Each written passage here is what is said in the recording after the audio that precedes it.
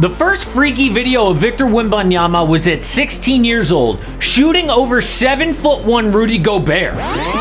No one in the NBA can stop that. They say he's the biggest prospect since LeBron James. Actually, 18-year-old LeBron would have gone number 2 in a draft with 19-year-old Victor. So he may be the biggest prospect ever. But a narrative has grown around Wembanyama. The media shows us every insane highlight or palming a basketball with 2 fingers, but they won't show us his imperfections. When USA played France in the U19 championship, Wemby found himself guarding Kenny Lofton. Now, Kenny is notoriously overweight, but he's also 8 inches shorter than Wembanyama. So all it took was Kenny backing up to easily get into the paint for a bucket. What about 7'1" Chet Holmgren? He easily used his body to force Wemby into a horrible shot. The problem no one wants to talk about is Wemby's frame. He towers over Chet, but is even skinnier. That is a huge problem in the NBA because the only thing that could ruin his career is an injury. Chet is out all year because the first taste of NBA physicality, he breaks his foot. The worst example of this is Anthony Davis, who is the closest thing to Wembanyama with guard skills and a big body. But just since becoming a Laker, AD has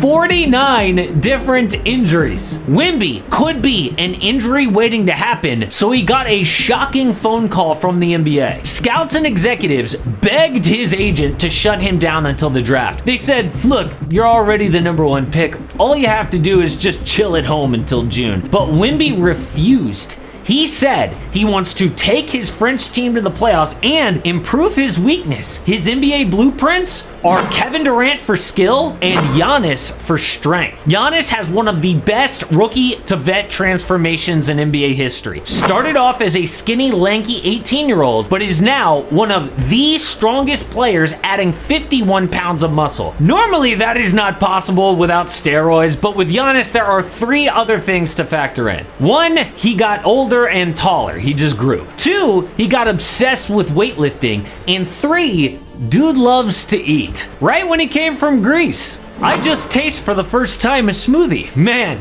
God bless America. But when he was growing up in poverty, it was tough. I did not eat. I used to go to school, no breakfast. Not sometimes, every time. Come back, there was sometimes food, sometimes no food. So when he got to the NBA, his agent had to teach him how to eat to build muscle. Pretty soon, he was trying a corn dog for the first time. God bless America.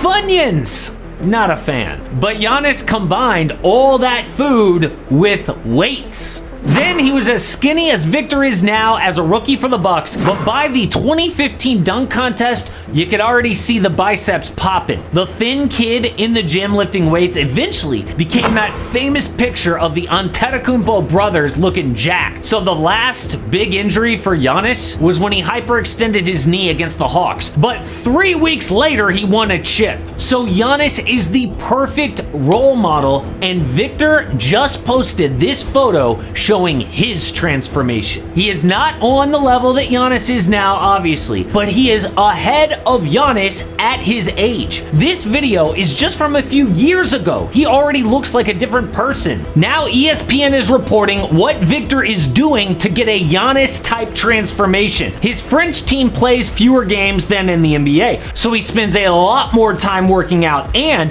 they handpicked the best trainer in France to work with Wemby one-on-one. They had to pay to get this guy out of his contract with another team. So they train every day, and his new body is working. France doesn't call as many fouls as the NBA, so he's playing through contact. They will double team this man even when he doesn't have the ball. And he still leads the league in points, rebounds, blocks, and they're in first place. But the worst injury that a player can get is in his feet. NBA players have some weird-ass feet to begin with. I mean, LeBron James, James Harden, but big men are even worse. And Wemby wears size 20 and a half shoes. He could ski on those things. So we know he has the muscle. Let's look at his injury history. December 2020, broke his leg. By far the biggest red flag, but he was only 16 years old playing against grown men and it hasn't come back. November 2021, broke a finger. That's normal. December, hurts a shoulder. No big deal. June 2022, injures his hip flexor. So not great, but no foot problems. If Wemby combines Giannis's body with KD's skill, whoever gets him could become a dynasty. To be clear, Victor says he does not care which NBA team drafts him, but let's break down the 7 teams with a realistic chance at the number 1 pick. Number 7 is actually the Toronto Raptors. They have an outside chance because this season has been disappointing, and if they make trades, it could get worse. There is an outside chance that Toronto moves Pascal Siakam, Fred VanVleet, or OG Anunoby. Whoever they keep would be amazing to build around Wembanyama. Number 6, the New Orleans Pelicans. They have the Lakers' first round pick. Right now, LA is 3rd from bottom in the West, but all it would take is one injury to LeBron James for their season to fall apart. And LeBron has been hurt every year in LA except for 2020 when they won the title. Wemby with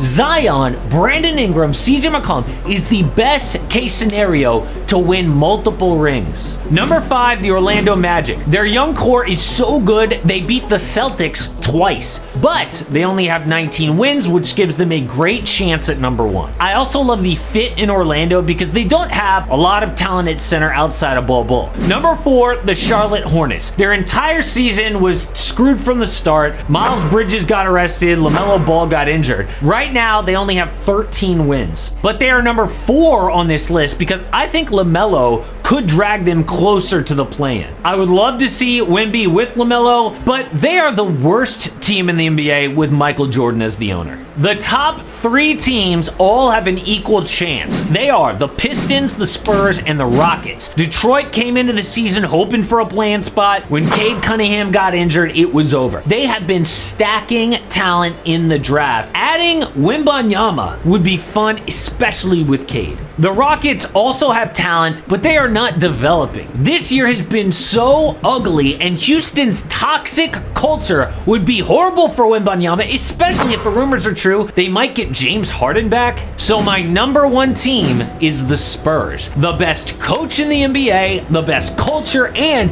they are his type of team. When Austin Rivers went off saying that highlight culture has killed the NBA, Vic tweeted, "It's real." The Spurs are all about winning, not highlight culture. Team basketball, no flashy BS. They traded DeJounte Murray and want to move Jakob Poeltl to tank for Wembanyama. The only other time they've done this is for Tim Duncan, and they didn't waste his talent. They won 5 championships. A perfect fit for ripped Wembanyama. Just don't ask DeJounte Murray because he went on another podcast to talk trash about his time with the Spurs, but this time he actually got pretty personal. Check it out.